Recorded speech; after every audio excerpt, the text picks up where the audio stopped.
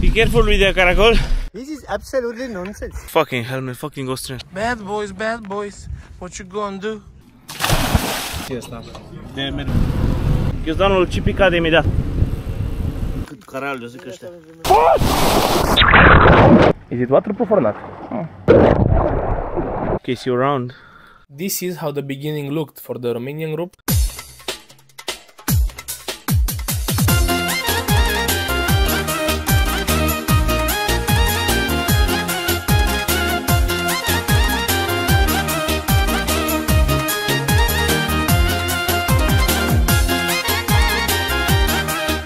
This is how the beginning looked for the Portuguese group. Quiero agarrarte, no aguanto más sin comerte entera, comerte entera, comerte entera, comerte entera. And here we finally met. Yoo-hoo! Let's go, boys.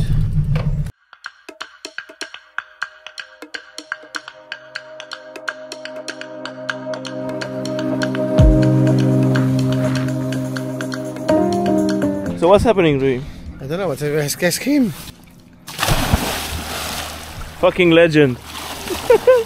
How's the water? I guess it's good. When I grow up, I want to be like Matei. Stop breathing like you are cold.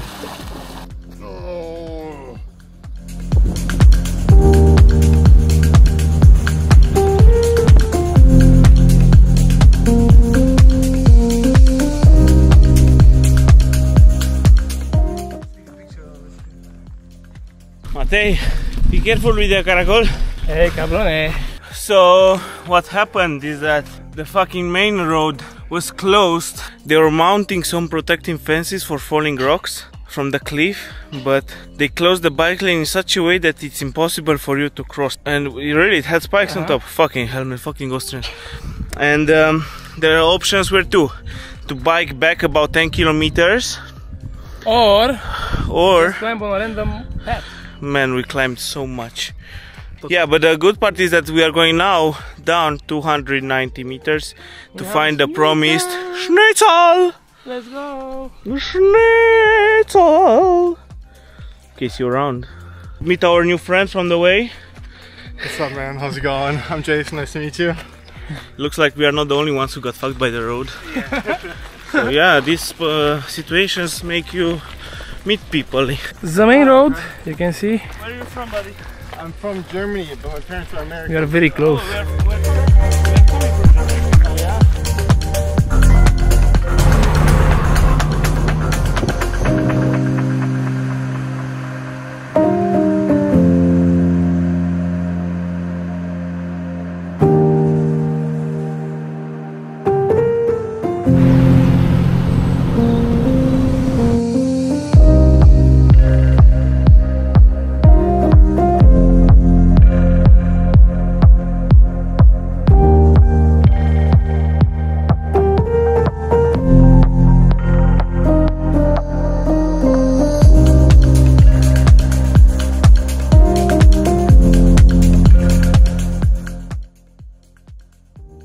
Am ajuns la șnițelul. Ăsta nu-i sos.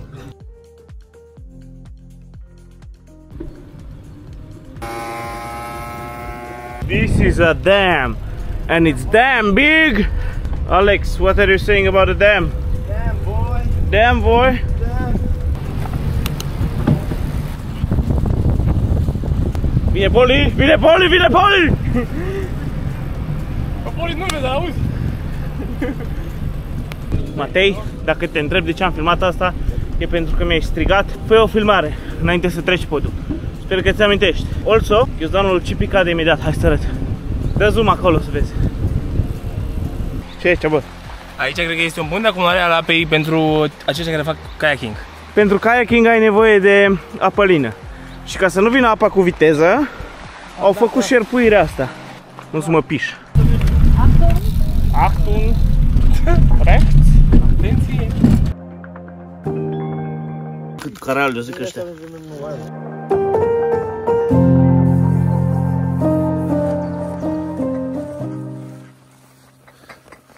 Du-te, Cipi, du-te. Nu văd nimic cu ochelari de soare. Bă, dai țeapă, bă. Nu-i chiar țeapă, e ok. Am două pene. Ochelari de soare am cumpărat să mergem la mare. Imola Red. Imola Red, bă, nu Imogen. De nopți am luat cazare, mic dejun inclus, ce surpriză mare. Sorry?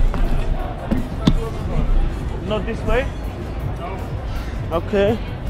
Hai bă că nu se poate pe aici. De ochelari de soare am cumpărat să mergem la mare. Pentru 7 nopți am luat cazare, mic dejun inclus, ce surpriză mare. Doar pentru tine, pentru mine, pentru noi. Când tine, bă. Am pierdut pe Poli. Am pierdut pe Poli. Nu te băga în mine. Așa mă și mie, bă, când filmez. Era vreau să scot telefonul. Nu mă supăr că te bagi în filmare, mă supăr că te bagi în fața mea și Nu, asta vreau ca să scot telefonul. Pe linț, deja linț. Și acum au ieșit din linț. This is absolutely nonsense. Hai să ne oprim să mirosim florile. Ei, be careful de caracol. Cine poluează ce? Da. Deci am ajuns în locul ăsta aici. Aparent este o mică chestie în care intri și poți să-ți iei ce vrei de aici din frigider. Vii aici, plătești, lași banii aici în casa, fac, ai luat și ai plecat.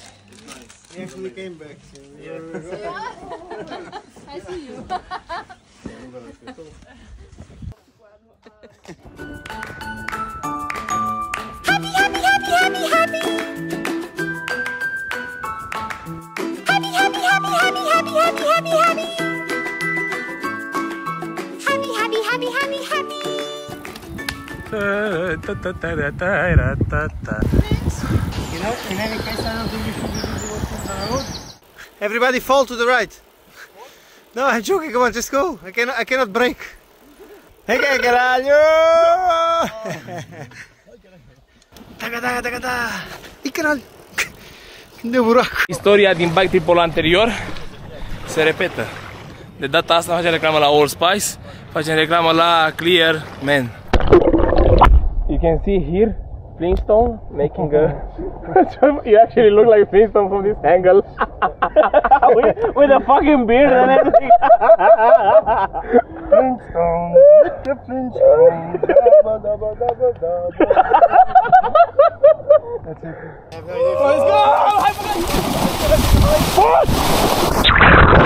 Is it waterproof or not?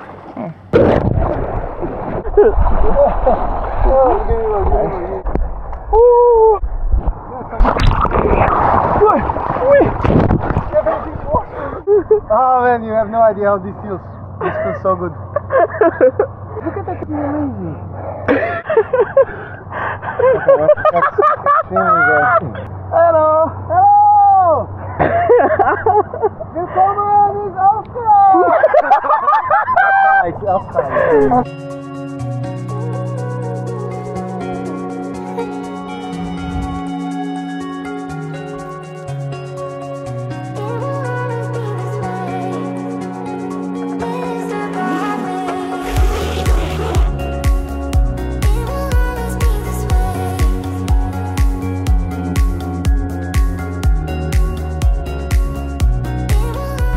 Ce zici, bă? Stăm la banca aia? Hai. Uite, la banca asta, ce frumos. Așa, stăm să vadă unde stăm. Mamă, ce-am venit până aici, rachetă.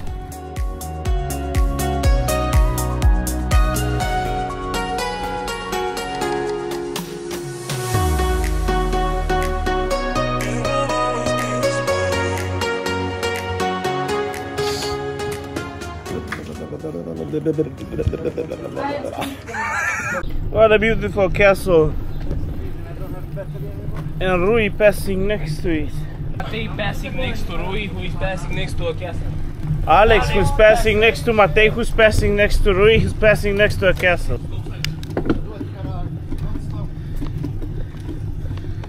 Fuck it. Climbed up the hill I hope Bogdan recorded it, and now I'm gonna leave some space here to write he didn't record it. Look like an Indian. Oh yeah, actually. Indian guy with his hair. You have to speak with an accent. Why are we biking in Europe? This is absolutely nonsense.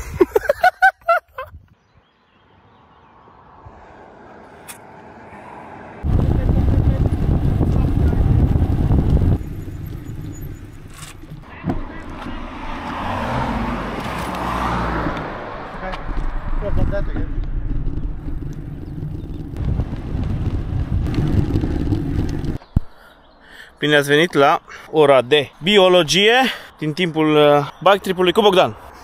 Chestia asta, floarea asta, se numește leurdă sau usturoi sălbatic. Și dacă nu-i pișată de câini, bună de mâncat. Are gust de usturoi. Da, deci țineți minte, leurda. Continuăm tripul. Only cash, no card, it says there. Very big. So Alex is filming finally his dog that he left aside because he didn't love him anymore. He bought the dog only because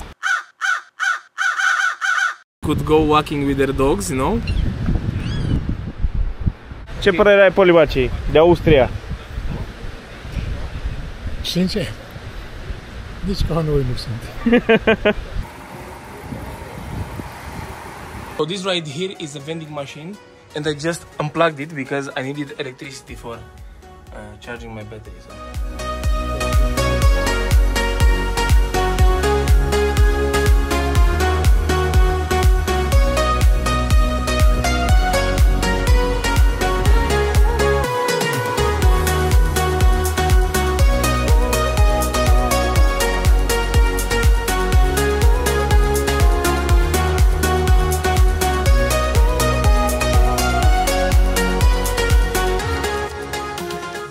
Matei, să știi că aici am vrut să filmez o veveriță care era pe jos, dar până am apăsat filmare, a plecat. Ghinion.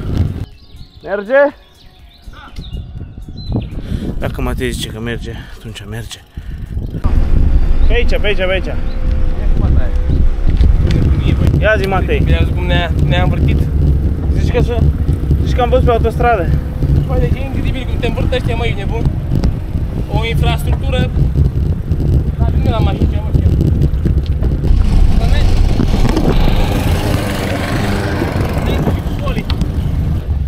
Băi, ești nebun ce e aici? Băi, uite ce e aici, suspendarea asta. Băi, prost. Tu vezi? Zici că e rondul de la Domnești. Da, dar e pe un lac. Și în toată chestia asta e pe un lac. Poate vine vreun copil, mă rupe pe aici. Dă care îți bag în gură.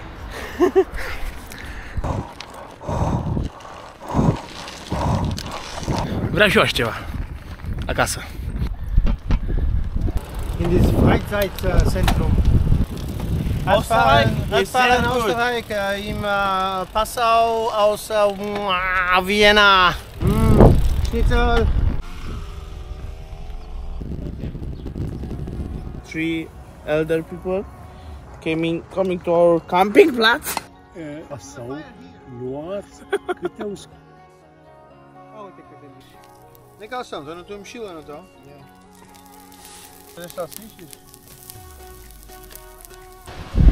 Update. So today is a cold day because last night the wind intensified. E furtună pe Dunăre! It's good that it's coming from behind at least, so it's really helping you get some speed. But it also got colder, which means we finally get to use all the clothes that we've been storing in our baggage for the past 6 days. This is day 6? Yeah, 6 days. Let me show how Matei looks. Slow down, I want to show the public how you look. Very well equipped. And I will show you also Polibaci, but he's behind. And Chippy didn't wake up yet, but we left him in a camping spot to give him a lesson. But it's not the first time. It's not the first time, so that's why he needed a lesson. Again. Yeah. What you can do? You and I. Yeah. Aww. We look for love, no time for tears. Wasted water's all that is, and it don't make no flowers grow. Bă, ce să-i peste acolo benzină.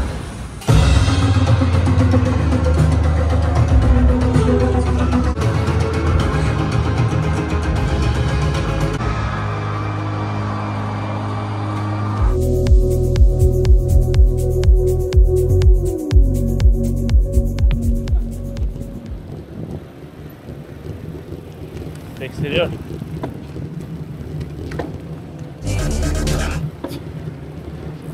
Ai noroc că am frâne, Cipi.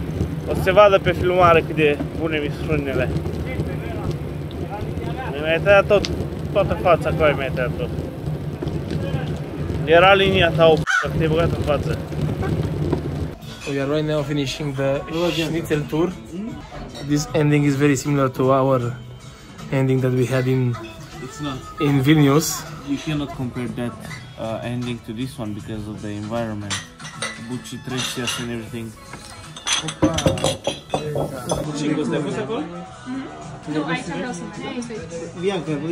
Am venit acum în Viena și ne-am întâlnit cu Cristina și cu Bianca. Bianca, zi bună la cameră!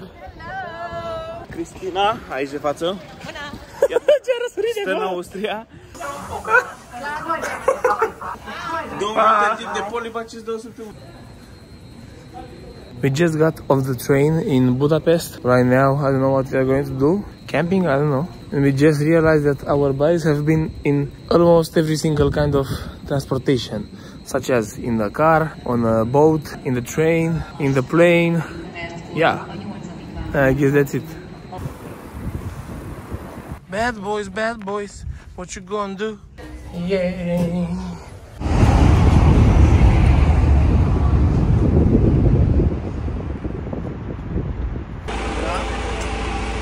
Just arrived in Bucharest. It's 2 AM in the morning. Can't believe that 24 hours ago I was in Budapest. Now I'm in Bucharest. So nice to be here again. I miss the smell of this city. Happy to be home, I can call it. Let's go.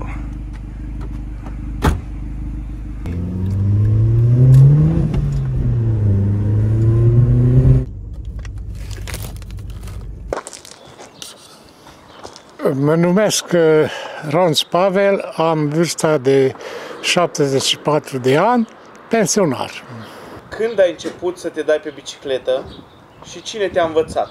Pe mine nu m-a învățat nimeni să dau cu bicicleta, că sunt niște lucruri care știam din naștere, să înot, să merg cu bicicleta, chestiile astea erau normale, adică n-am învățat-o, pur și simplu, știam.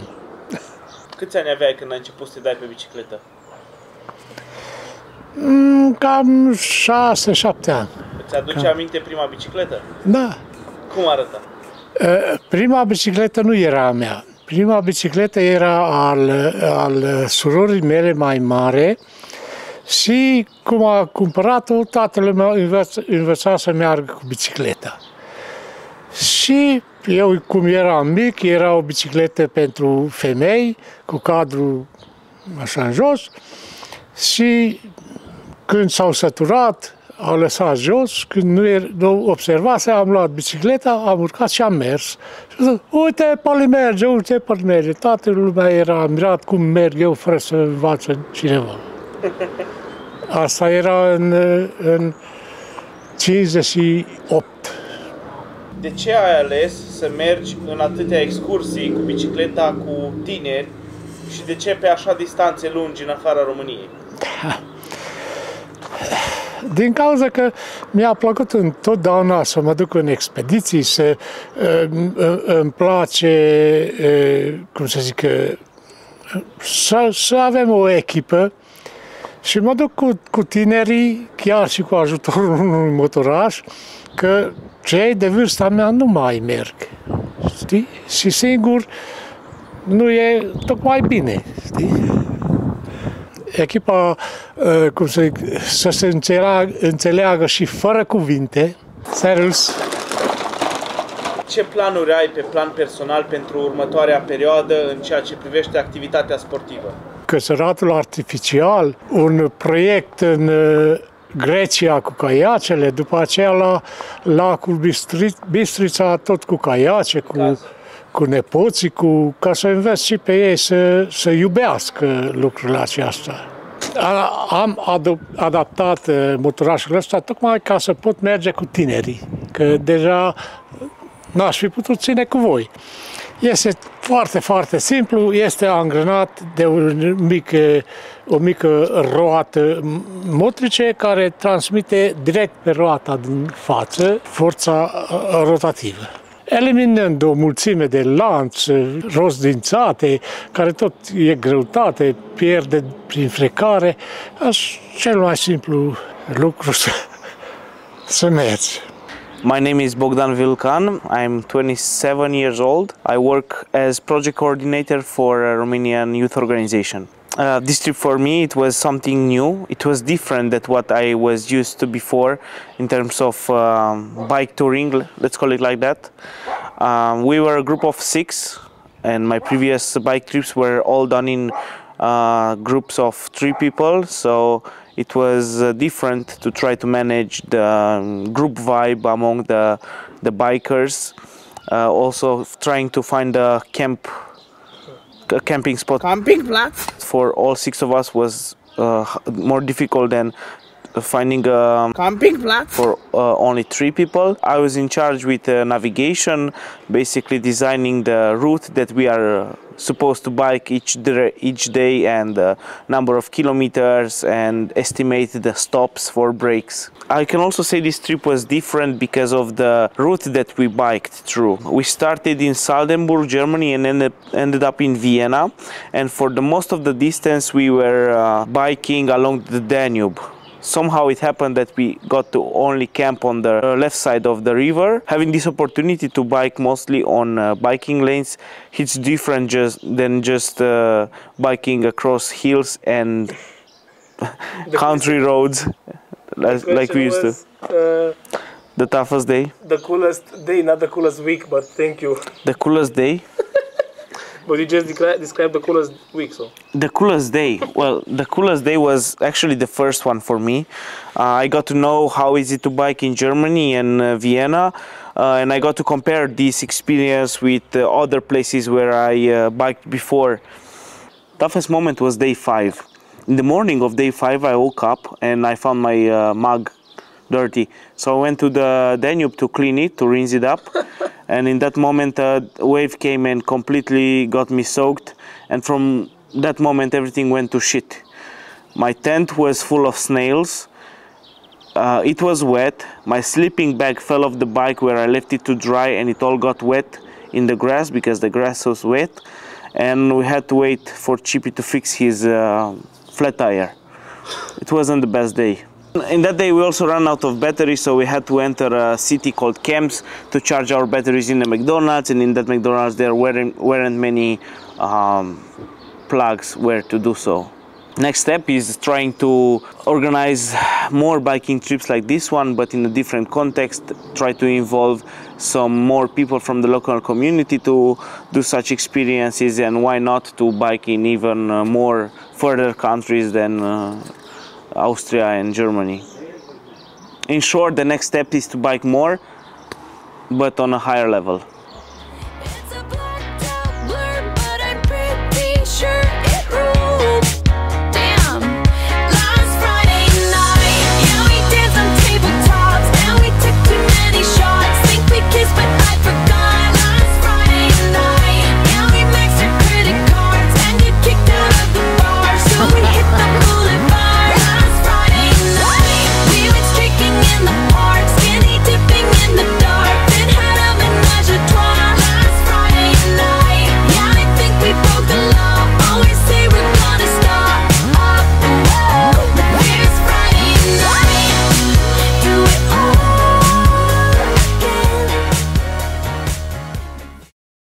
This is absolutely nonsense.